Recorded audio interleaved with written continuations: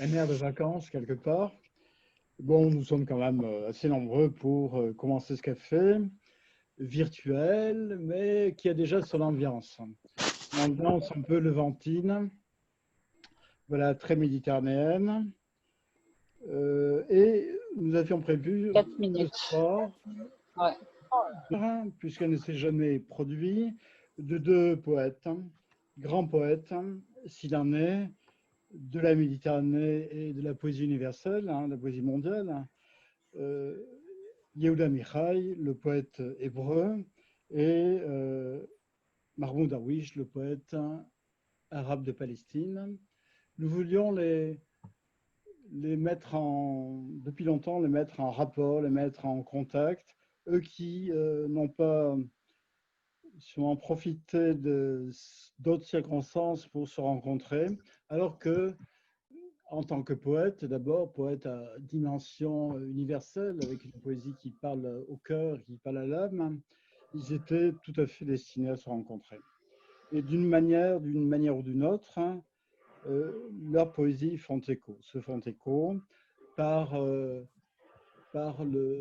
souci de l'autre, ce que Mirail appelle le souci de l'autre, le souci que peut avoir Dieu pour l'autre, mais ici qui est pris en charge par le poète, la fraternité, l'amour de tout ce qui est humain, de la femme.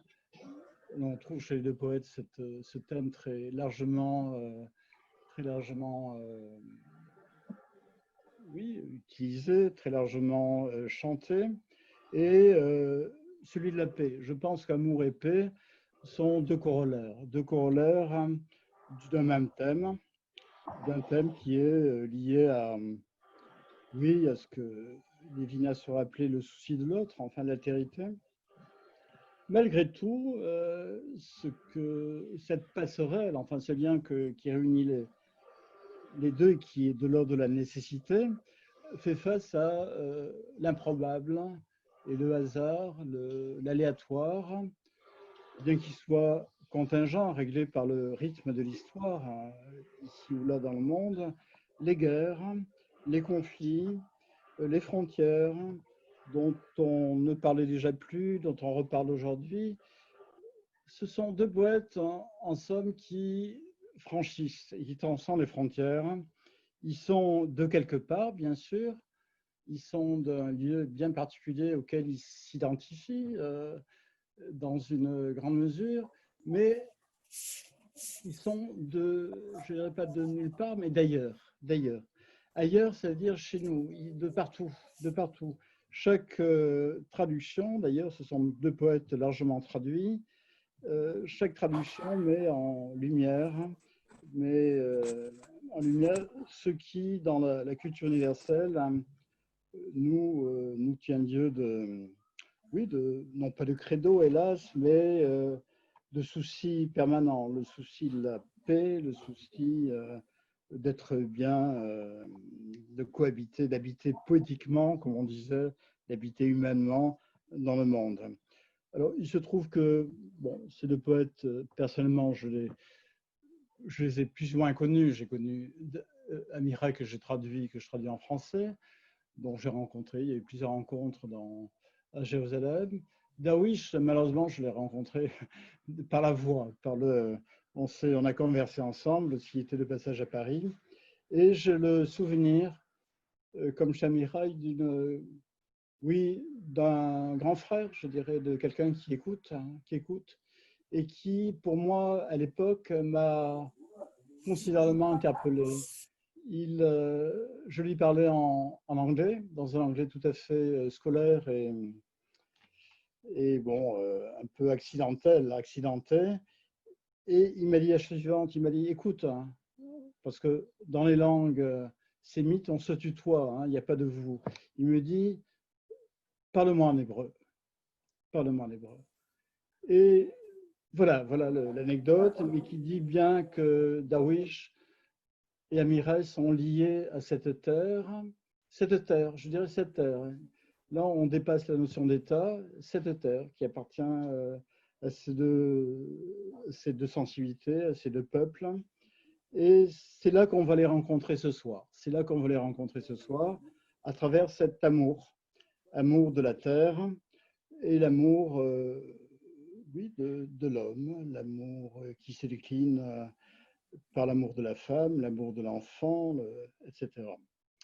Voilà un petit peu le thème qui nous tient à cœur, celui du le cœur vivant de la poésie. Nous rencontrons ici, nous entendrons le souffle du cœur vivant de la poésie, du cœur universel de la poésie.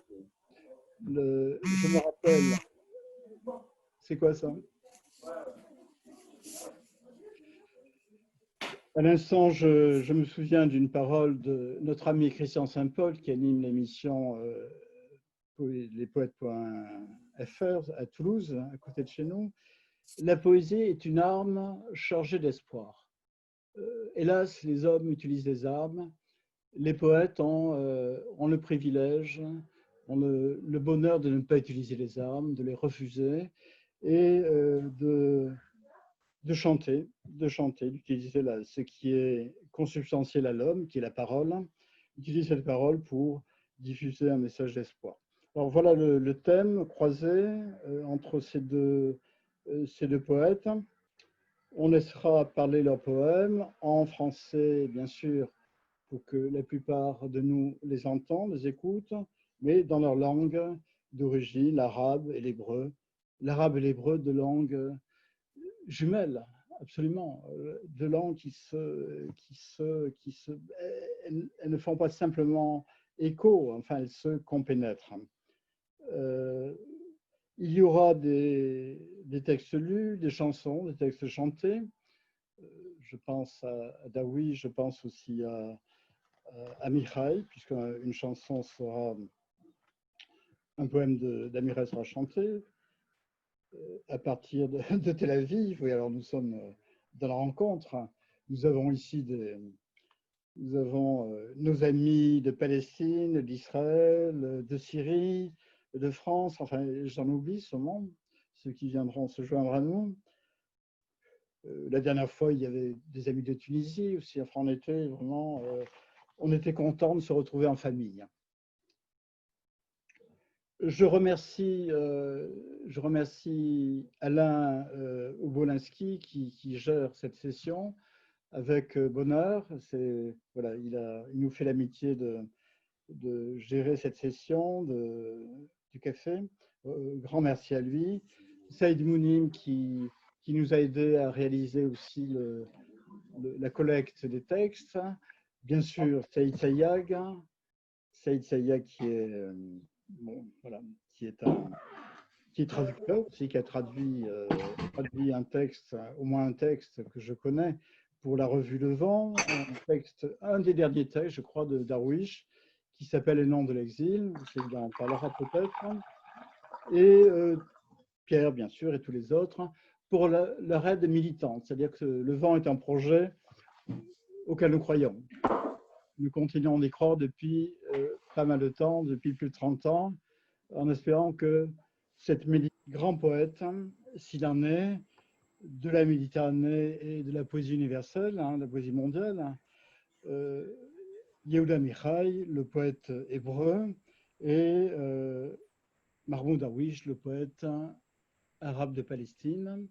Nous voulions depuis longtemps, les mettre en rapport, les mettre en contact, eux qui n'ont pas souvent profité d'autres circonstances pour se rencontrer, alors que, en tant que poète, d'abord, poète à dimension universelle, avec une poésie qui parle au cœur, qui parle à l'âme, ils étaient tout à fait destinés à se rencontrer. Et d'une manière ou d'une autre, leurs poésies se font écho par le souci de l'autre, ce que Mihai appelle le souci de l'autre, le souci que peut avoir Dieu pour l'autre, mais ici qui est pris en charge par le poète, la fraternité, l'amour de tout ce qui est humain, de la femme. On trouve chez les deux poètes ce thème très largement oui, utilisé, très largement chanté, et celui de la paix. Je pense qu'amour et paix sont deux corollaires d'un même thème, d'un thème qui est lié à, oui, à ce que Lévinas aurait appelé le souci de l'autre, enfin l'altérité. Malgré tout, cette passerelle, enfin ce lien qui réunit les deux et qui est de l'ordre de la nécessité, fait face à l'improbable et le hasard, l'aléatoire, bien qu'il soit contingent, réglé par le rythme de l'histoire, hein, ici ou là dans le monde, les guerres, les conflits, les frontières, dont on ne parlait déjà plus, dont on reparle aujourd'hui. Ce sont deux poètes, en somme, qui franchissent et qui transcendent les frontières. Ils sont de quelque part, bien sûr. Ils sont d'un lieu bien particulier auquel ils s'identifient dans une grande mesure, mais ils sont je ne dirais pas de nulle part, mais d'ailleurs. D'ailleurs. Ailleurs, ça veut dire chez nous, de partout, de partout. Chaque traduction, d'ailleurs, ce sont deux poètes largement traduits, chaque traduction met en lumière, ce qui, dans la culture universelle, nous tient lieu oui, non pas de credo, hélas, mais de souci permanent, le souci de la paix, le souci d'être bien, de cohabiter, d'habiter poétiquement, comme on disait, d'habiter humainement dans le monde. Alors, il se trouve que, bon, ces deux poètes, personnellement, je les ai plus ou moins connus. J'ai connu Amira, que je traduis en français, dont j'ai rencontré, il y a eu plusieurs rencontres à Jérusalem.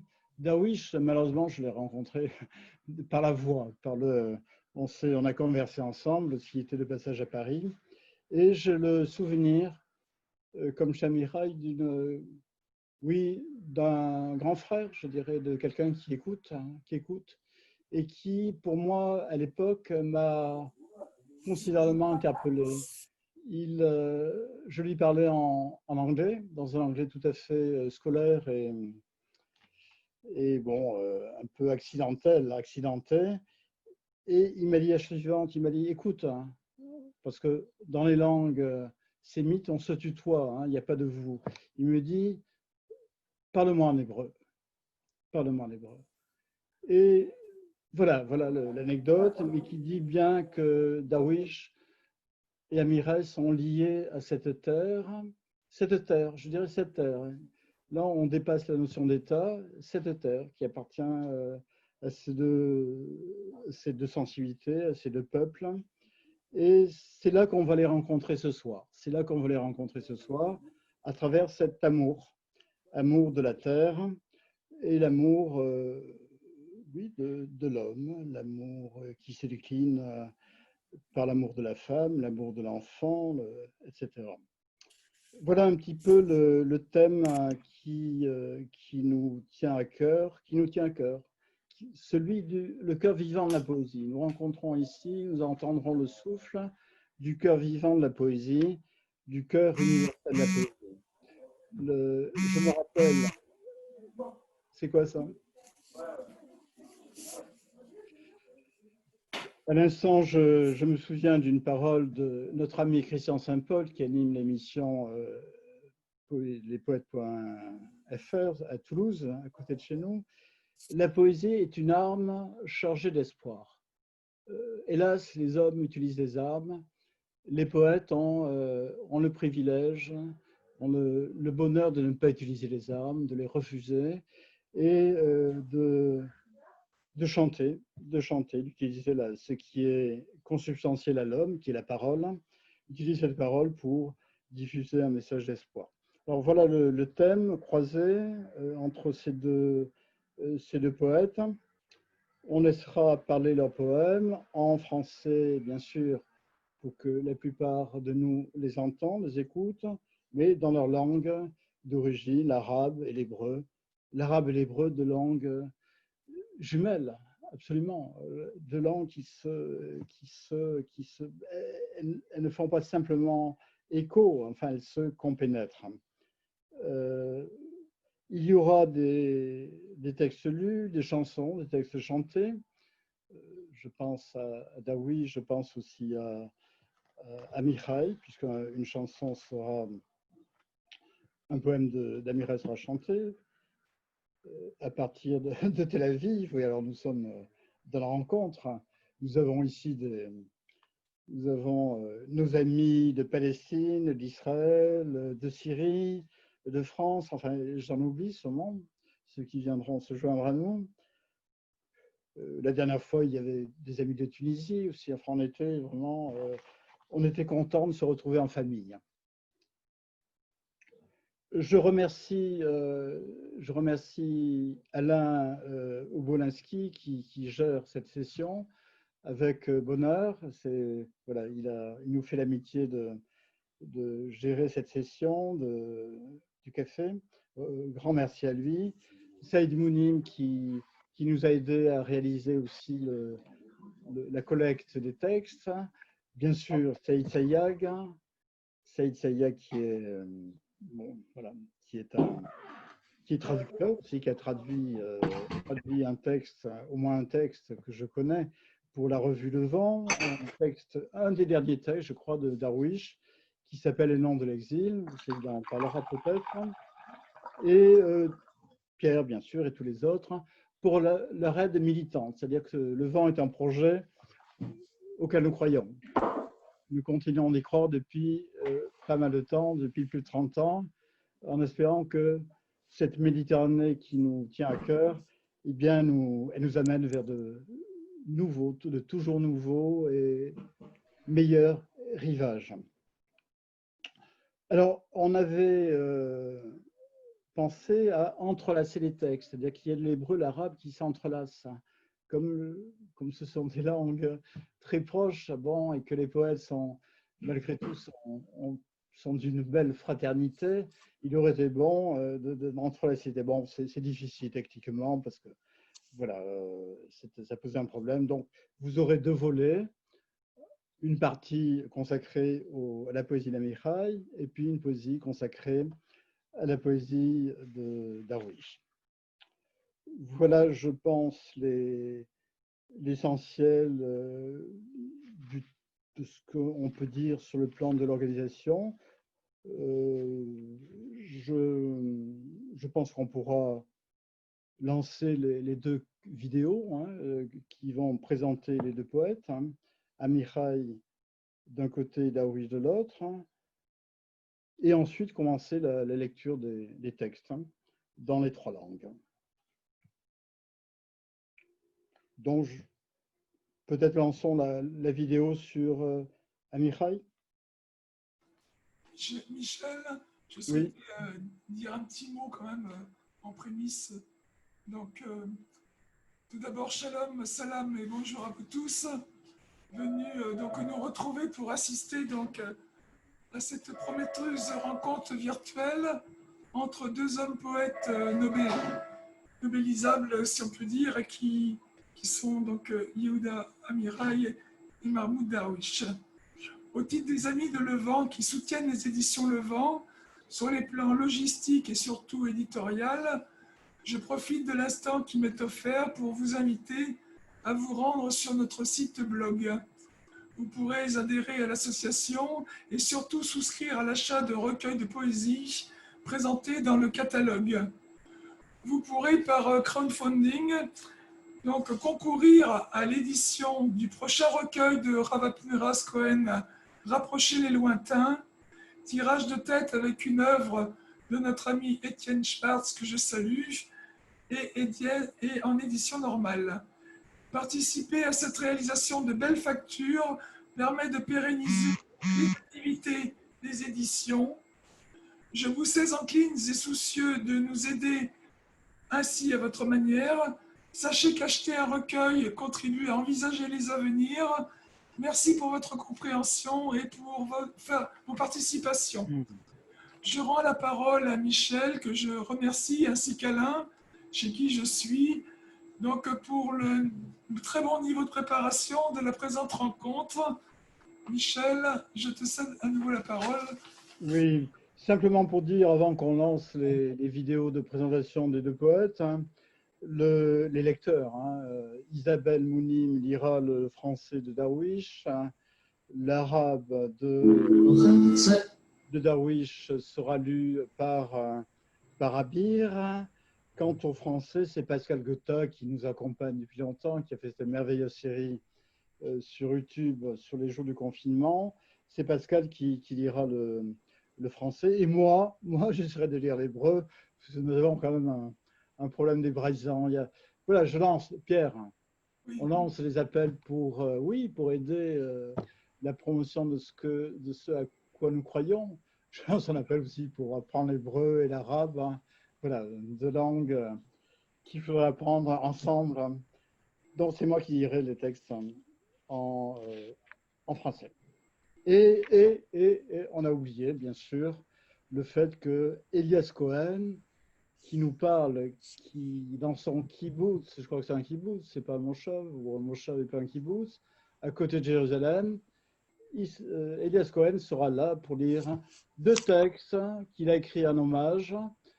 Un premier hommage à Michal sur Jérusalem, et un deuxième qui s'appelle Aux frères de Palestine, qui est un immense et beau poème dédié à Mahmoud Darwish.